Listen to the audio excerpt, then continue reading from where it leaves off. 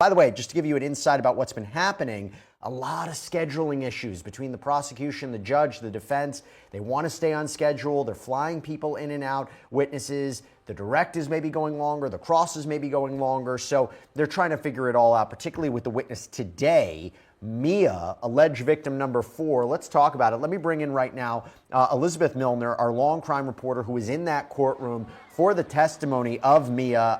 Elizabeth, so good to see you. Such an important witness, right? Because this is somebody who is going by a pseudonym.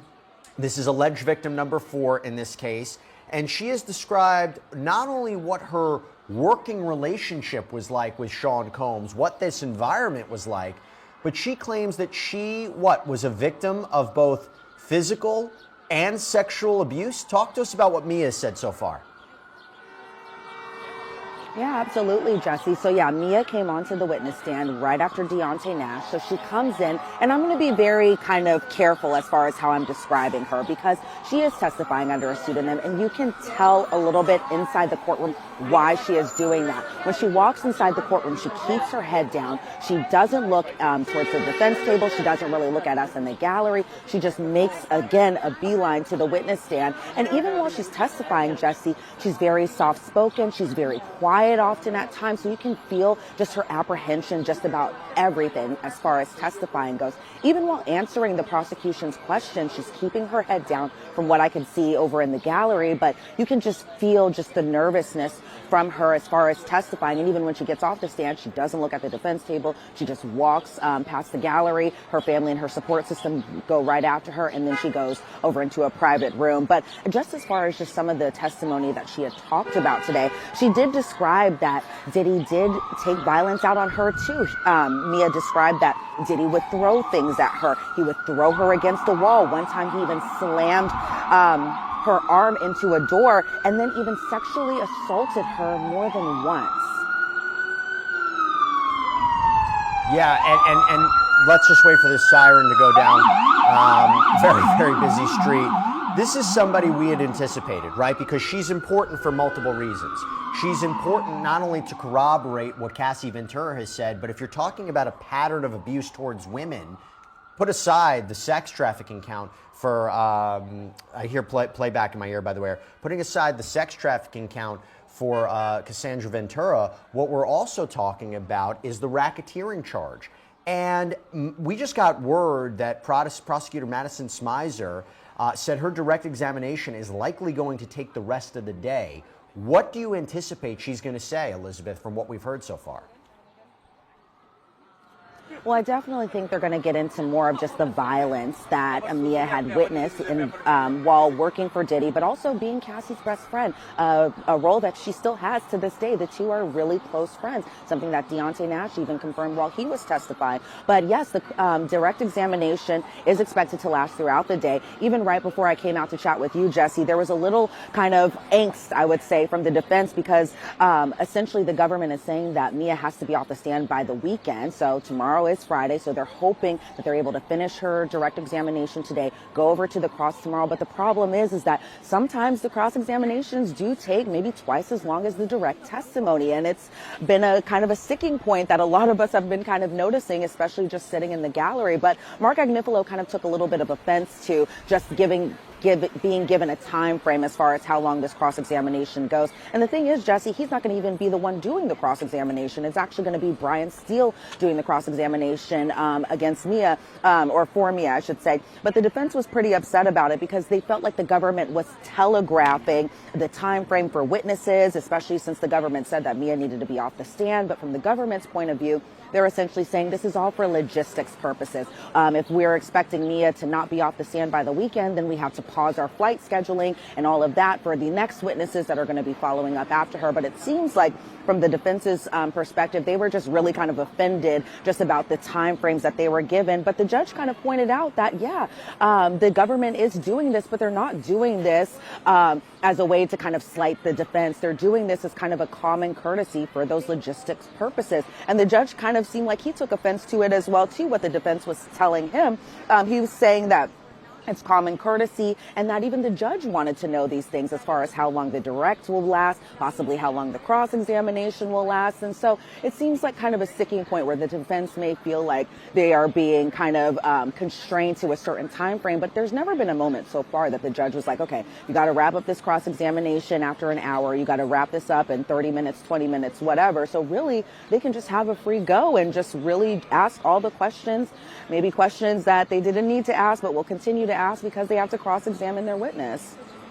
I got to talk about Deontay Nash. So obviously we'll continue the conversation with Mia, and there's a lot to break down with our panel of guests.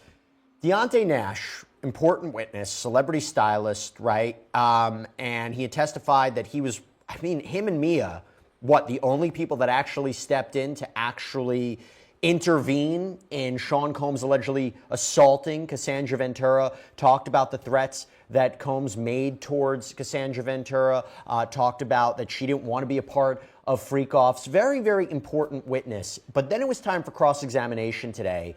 I wasn't entirely sure what the cross was about and what were the points they were making, other than the fact I think he's still not only in touch with Cassie, but maybe even supplied her the wardrobe that she wore in court. And I think he was still maintaining some sort of communicative relationship with Sean Combs only until a few years ago. So it becomes a question if all these things happened to him and Cassie, and he claims he was also attacked by Combs, that this might go to his credibility. But where exactly did the cross-examination go today of Deontay Nash? Well, the cross-examination, just honestly, quite frankly, was all over the place this morning. It's first thing in the morning. It was just kind of a lot this morning, I should say. Even just starting off, Xavier Donaldson tells Deontay Nash, "Good morning, how are you?" And Deontay Nash still has that sass, which I absolutely love, and he responded, "Blessed." And so just as far as just kind of the incidents that occurred when it came to the violence, they brought up the bed frame incident, and that was something that Mia testified as well today too, where they were explaining that they were all over at Cassie's apartment. It was Deontay, it was Mia, it was Cassie. They were helping her pack for this trip, and then all of a sudden they hear a knock or a banging on the door, and it was Diddy looking for Cassie. And so essentially Diddy kind of picks Cassie up from where she is. He throws her down. He's essentially attacking her in front of her friends, her stylists, but also Mia is still working for Diddy at this point. But essentially, at this point, Mia and Deontay do step in. As far as Deontay is concerned, Deontay jumps on Diddy's back. Diddy throws Deontay to the ground. Then when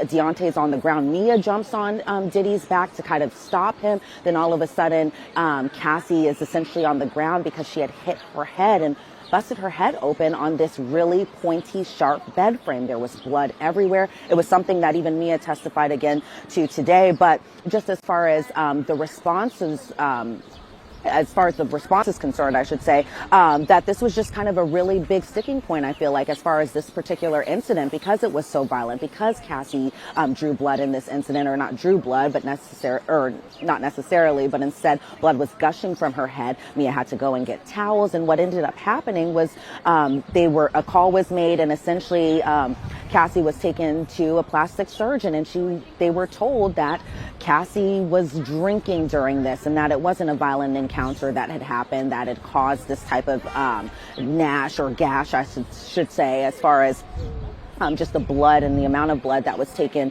or the amount of blood, I should say, that just gushed from her head, essentially. And so they lied, or not lied, but they essentially said that this incident was because Cassie was drinking. She fell down and hit her head. So that was in regards to just the bed frame incident. But yes, Jesse, to your point, it was definitely one of those sticking out moments, especially because you finally see people stepping in, even kind of in a way attacking Diddy for the most part to get him off of Cassie. But even as far as the end of the cross-examination is concerned, yes, Xavier Donaldson was really asking Deontay Nash just about his communications with Diddy in the years even after he stopped working with them professionally.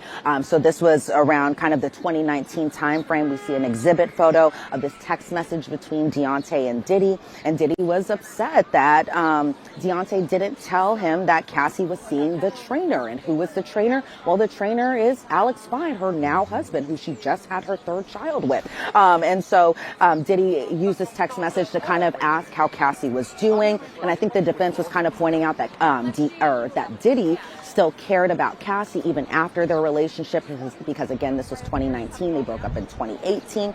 All the D names. Deontay reached out to Diddy about Kim Porter's death and even Andre Harrell's death. Andre Harrell was a central figure in Diddy's life. He was somebody who had mentored him, and you could arguably say that Andre Harrell is kind of the reason that Diddy got to the point where he is as far as success is concerned. Maybe Diddy doesn't think that, but really you could kind of argue that in a way. But then we see another text message kind of going back in time a little bit, this one from January 30th of 2016. And this is where the cross-examination ends, where they were kind of implying that Cassie was secretive. She didn't tell Deontay, who she considers to be a best friend, just about the freak-offs, that he didn't know about these freak-offs until 2013 when they were at just a hotel together, they were hanging out together, and Diddy was threatening to release these sexually explicit videos of him, and just how it kind of ties back to Deontay saying, like, girl, let him release these videos because he's on them too. It kind of relates to that. And so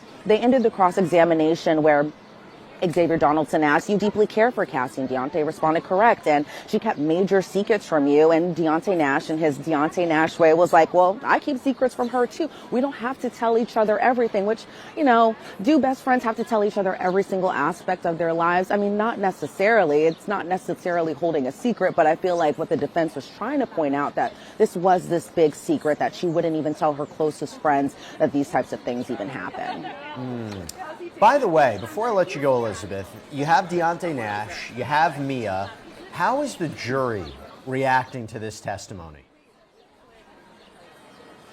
Well, let me tell you, Jesse, today for Mia's testimony, it was a packed courtroom. And so it was really kind of hard to see because of all the bodies in front of me, just their reaction to everything. But so far, it seems like from what I can see, and that's really kind of the tail end of the jury box, is just that these jurors are doing what they've been doing for the past couple of weeks. Is they're taking notes, they're listening. I couldn't see if there was like an emotional reaction, especially as Mia was kind of talking about the bed frame incident, because for Mia's point of view, it seemed like she was very upset recalling this particular piece of testimony. So I couldn't tell if there was an emotional reaction from the jury. And even from Diddy's side over on the defense table, I could barely see his reaction to things. In between heads, sometimes I would see him jotting down notes or shaking his head, that type of thing, especially when it came to Mia flat out saying that Diddy had sexually assaulted her more than once. But as far as just the jury's reaction overall, it's really hard to tell sometimes with them.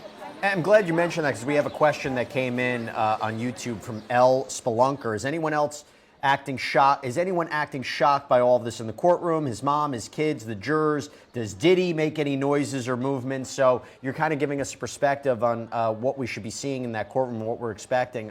Elizabeth, I know you have to head back in there. Thank you so much, as always, for your great reporting, your great detail. We're lucky to have you. Thanks so much, Elizabeth.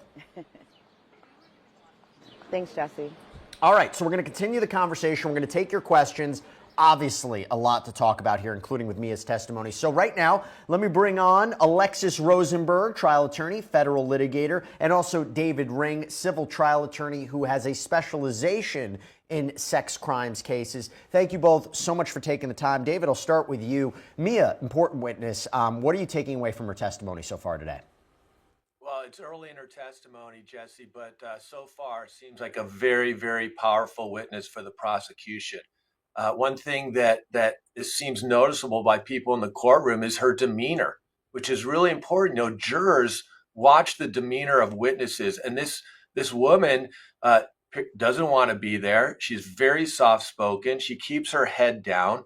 And all of that leads to credibility because of the things she's going to talk about. And I think the most important one will be that she was sexually assaulted by Sean Combs.